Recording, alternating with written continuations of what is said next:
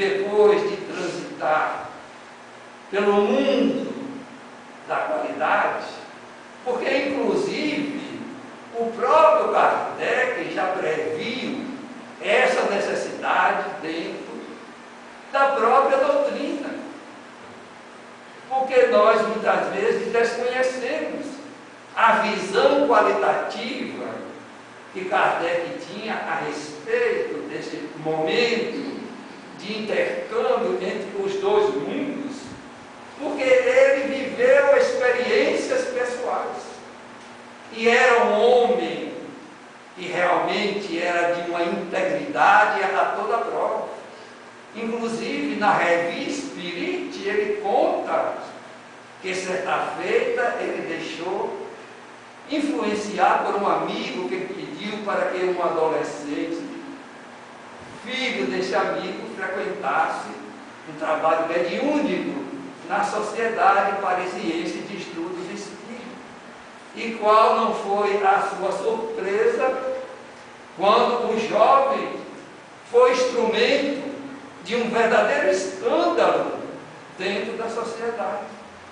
Ele era médium natural e as entidades perturbadoras aproveitaram-se da sensibilidade mediúnica desse jovem e fez um verdadeiro carnaval daquele recinto.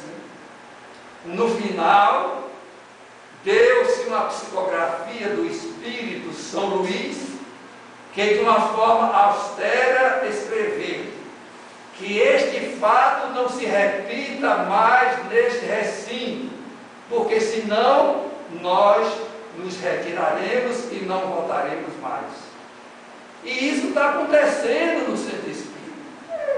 E muitas vezes a direção da casa não toma as medidas acautelatórias, os cuidados que devem ser tomados de antemão. Não é deixar que o fato aconteça.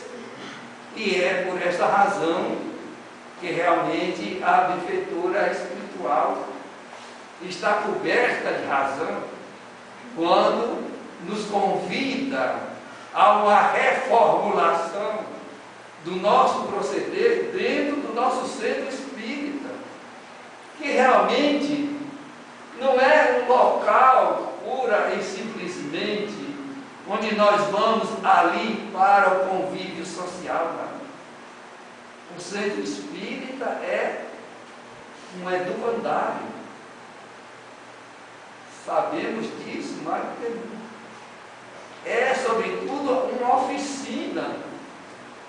É, além disso, e que muitas vezes está sendo esquecido pelas criaturas que ali vai, é um santuário, onde nós vamos realmente adorar a Deus. É curioso. Divaldo, na sua palestra, ele diz que a pessoa, quando vai em um local budista, ali tem as suras desse pensamento religioso. Quando vai a um templo protestante, lá tem a Bíblia, que os pastores obrigam as pessoas a ler. Quando vai à Igreja Católica, as pessoas têm que aceitar os dogmas da religião, porque o centro espírita é um lugar de ninguém, onde muitas vezes as pessoas vão para ali fazer o que bem e aprover, como está acontecendo, e introduzem, inclusive, práticas que são muito respeitáveis, mas lá no local respectivo, quando é introduzido dentro da casa espírita, sufoca as atividades doutrinárias da casa. E muitas vezes a direção da casa não se dá conta, principalmente em se tratando do clientelismo que se adentra ao centro espírita e que começa a comandar os trabalhos que ali estão sendo realizados. Portanto, nesses dois aspectos nós temos aí perfeitamente viável o pensamento da benfeitora espiritual. Mas do lado direito do vértice ainda tem outro, tem o humanizar. O espírita tem, no centro espírita, se despersonalizar. Ele tem que olhar aqueles que ali estão vivendo com ele de uma forma totalmente diferente, como muitas vezes acontece.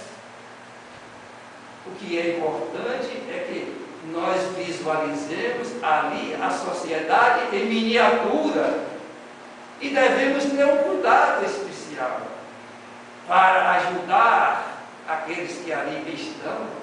Muitos que vêm de pensamento filosófico diferente, de religiões diferentes, e por isso que Kardec substituiu perseverança por tolerância, para que nós, no centro espírita, possamos reciprocamente nos tolerar. Notadamente aqueles que ali se adentram, para que eles sintam nesta tolerância uma motivação, para eles assimilarem, se interessarem, estudarem a doutrina a fim de alicerçar a sua existência com bases seguras e verdadeiras. Vejamos como é importante o centro espírita no movimento que abrange todos os recantos do nosso país. Mas ali também é necessário que pratiquemos a caridade. E como entendia Jesus a caridade? Benevolência para com todos, indulgência para com as imperfeições alheias, perdão das ofensas. Como ainda nós espíritas estamos sentindo dificuldade no perdão. E não é no perdão, diga-se de passagem, de desafetos, de pessoas inamistosas, às vezes de pessoas com que nós dedicamos simpatia. É necessário que a gente se fiscalize para não estar realmente ultrapassando os limites da tolerância que deve ser colocada em um plano evidente na vida de todos nós. Tolerância no centro espírita, tolerância dentro do lar, tolerância na via pública, tolerância dentro do transporte. O espírita, o verdadeiro cristão, deve, sob todos os aspectos, procurar praticar a lei de justiça, de amor e caridade, que está lá perfeitamente visível em O Livro dos Espíritos, para que poder caminhar na direção do homem de bem. Nós fomos fadados como trabalhadores de última hora para sermos um ponto referencial na sociedade da qual nós fazemos parte. Porque repare como nós somos fiscalizados. Se uma pessoa qualquer comete qualquer deslize, é muito fácil surgir a compreensão, o entendimento, a tolerância. Mas quando é o espírita, a voz da intolerância surge. Olha aí, e se diz que é espírita e está cometendo atos abomináveis. Portanto, nós temos uma responsabilidade muito grande para poder levar adiante essa mensagem de levantamento moral que Jesus veio trazer há mais de 2000 anos, deslocando-se das altiplanuras da vida para vir conviver com a humanidade terrena, e sendo aquele que tudo suportou, nunca reclamou, nunca fez julgamentos precipitados. Ele suportou todas as incongruências da nossa atitude infeliz, culminando com a sua crucificação abominável. Então, se nós nos dizemos seguidores do Cristo, nós temos que realmente buscar seguir as suas pegadas. É claro que nós não vamos conseguir isso subitamente, mas temos que ter a intenção de fazê-lo, porque as leis que regem as nossas vidas nos julgam pela intenção, e às vezes nós desconsolamos desse detalhe. Por isso, para fechar a trilogia da benfeitura espiritual, nós vamos ilustrar como é importante nós nos libertarmos da intolerância. Um grande médico e escritor de origem escocesa, Joseph Crone, ele escreveu um artigo em uma revista de divulgação mundial que todos nós conhecemos, Seleções do Liberdade.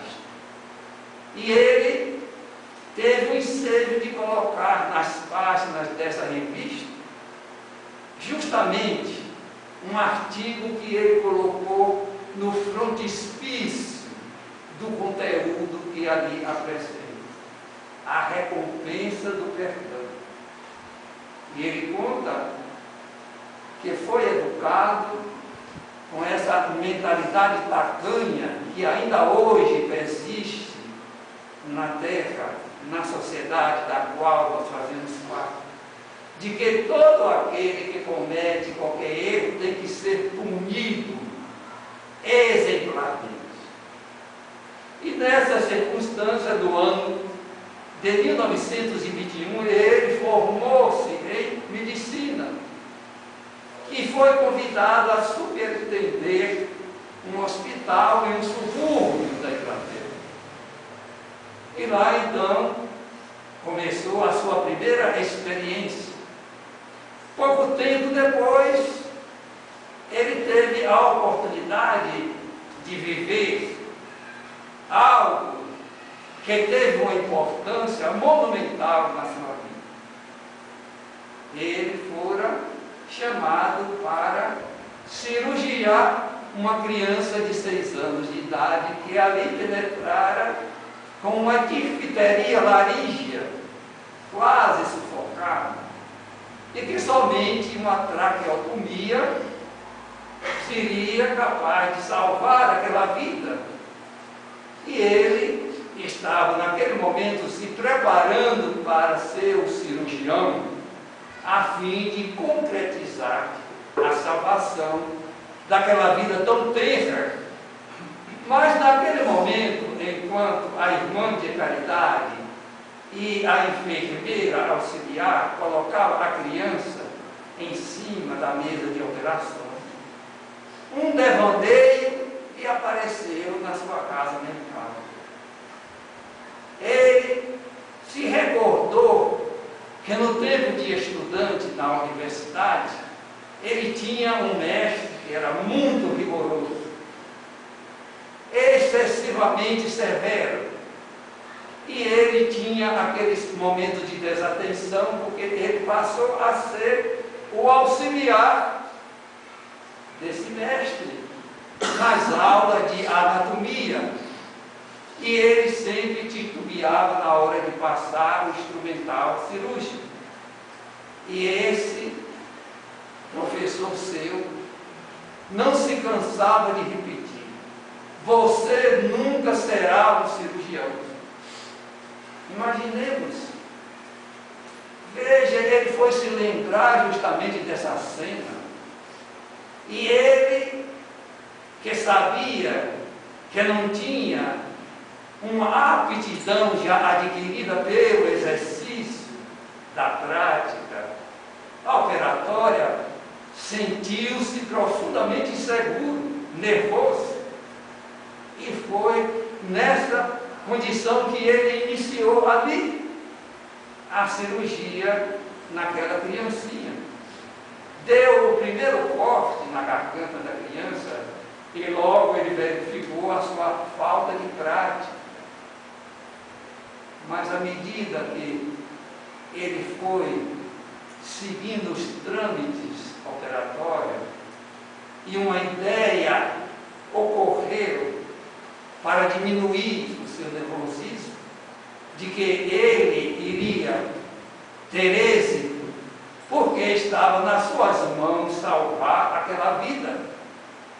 Ele explorou suficientemente até que conseguiu identificar a traqueia branca, brilhante. Ele deu o corte da incisão na traqueia e com muita alegria ele verificou que a respiração da criança começou a sofrer uma metamorfose. Ela começou a aspirar mais o oxigênio e gradativamente a sua respiração foi voltando ao normal. Ele pediu à enfermeira auxiliar que colocasse a canícula de traqueostomia, que é um dispositivo para facilitar a respiração do operado. E retirou-se feliz, alegre, pelo êxito que ele tinha alcançado. 4 horas mais tarde, alguém bate na porta do seu quarto com veemência, indicando que era alguém que estava muito nervoso. Ele foi abrir e era a enfermeira auxiliar. Que ele disse: venha depressa, doutor, por favor, venha depressa. E ele saiu às carreiras, seguindo-a. E quando chegou na enfermaria onde estava a criança, ele descobriu que a criança estava morta. Então ele ficou perplexo. Não soube realmente o que dizer, mas começou a raciocinar. Aquela auxiliar de enfermagem cometeu um erro muito grave. Inclusive, ela devia estar atenta para, se porventura o tubo por onde a criança respirasse viesse a entupir pela membrana que surge produto da operação, ela teria que limpar de imediato. Mas a enfermeira cochilou. E quando ela acordou e viu a criança inerme em cima da cama, ela se apavorou, abandonou a criança à sua sorte e foi buscar o socorro do médico. O médico, mais tarde, passou a refletir naquele acontecimento. E ele, que era educado justamente nessa severidade que ainda existe hoje, da chamada lei de Talião, que ainda é muito praticada na terra. Ele então resolveu punir aquela jovem de maneira exemplar, dizendo de si para consigo mesmo: ela pode esperar que sua vida de enfermagem acabou. Pegou um papel e redigiu um relatório com um terrível libelo contra aquela própria criatura. Assinou e chamou-a de volta para fazer algumas perguntas. E uma delas: a senhora, porventura, tem alguma justificativa que venha realmente tirá-la dessa situação tão dificultosa? E a enfermeira, coitada, que era uma escocesa, com uma fisionomia muito macilenta, anêmica, e que tinha inclusive um tique nervoso, não lhe disse uma palavra. Ele leu na fisionomia daquela criatura o medo, a vergonha de que ela estava possuída. Mas aquele homem estava comandado por uma falsa conceituação de punição, que segundo ele próprio, mais tarde, ele conseguiu concluir que a punição, no fundo, é uma vingança que a pessoa está perpetrando contra aquele que cometeu aquele erro, seja de qualquer natureza. Mas ele, diante da atitude silenciosa daquela jovem, ele, mas a senhora não diz nada, e ela, quase soluçando, com a voz entrecortada de soluço, lhe disse: doutor, tenha paciência comigo, dê-me uma nova oportunidade. Aquilo, ao invés de aplacar aquele sentimento de punição de que ele estava possuído, mas aumentou a sua indignação, e ele grosseiramente mandou-a para retornar, e foi para casa, levando um envelope com um relatório para no dia seguinte colocar no correio para a sociedade de enfermagem do município, pedindo que o diploma daquela pessoa deveria ser cancelado. Mas quando ele voltou para casa, repare como o Espiritismo é uma coisa notável. A sua consciência tornou-se inquieta. Todas aquelas cenas que ali se desenrolaram no hospital, que ele começou a se recordar, trouxe-lhe um terrível remorso. E naquela noite ele não conseguiu dormir. Até que no dia seguinte, a primeira coisa que ele fez foi ir para o local da coleta da correspondência, pegou o envelope, rasgou e jogou no lixo. 24 anos depois, ele estava sentado na sua casa e recebeu um envelope. Abriu o envelope e ali ele descobriu uma fotografia. Era a fotografia de uma senhora de cabelos embranquecidos, que estava sentada e rodeada de uma centena de crianças.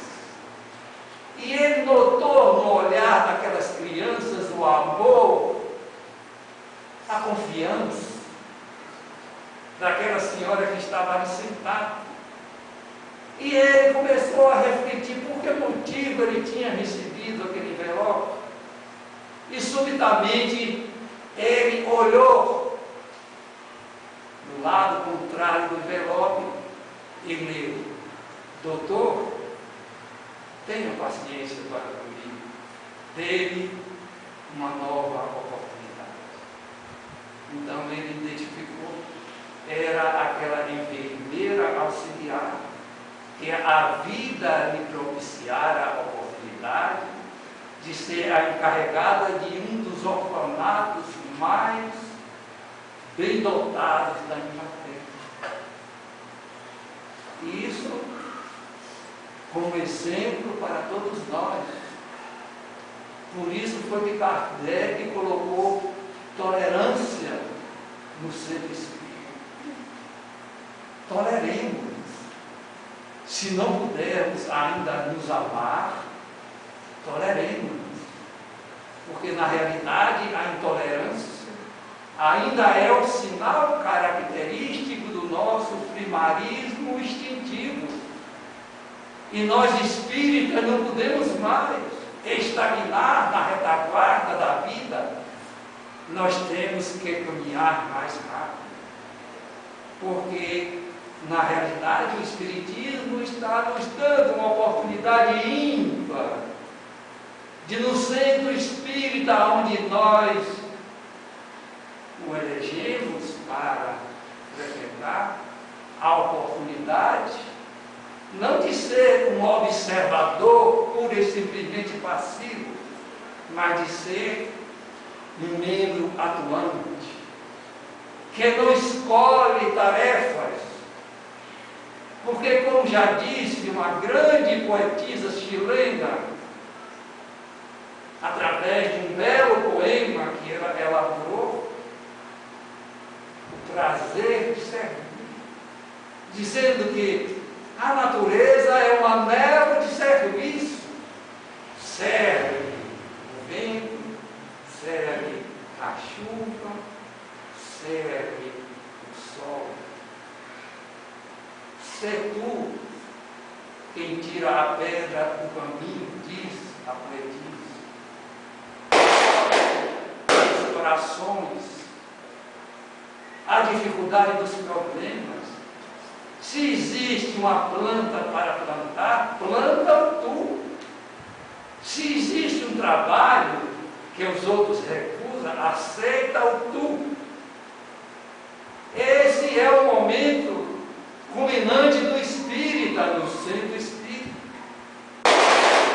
Não ficarmos naquele desejo de aparecer sempre nos momentos da projeção do próprio ego, como acontece, mas sejamos o trabalhador discreto, anônimo, que somente é levado em consideração quando não está presente, porque as pessoas não notam a sua diligência nos trabalhos que ele executa na casa espírita.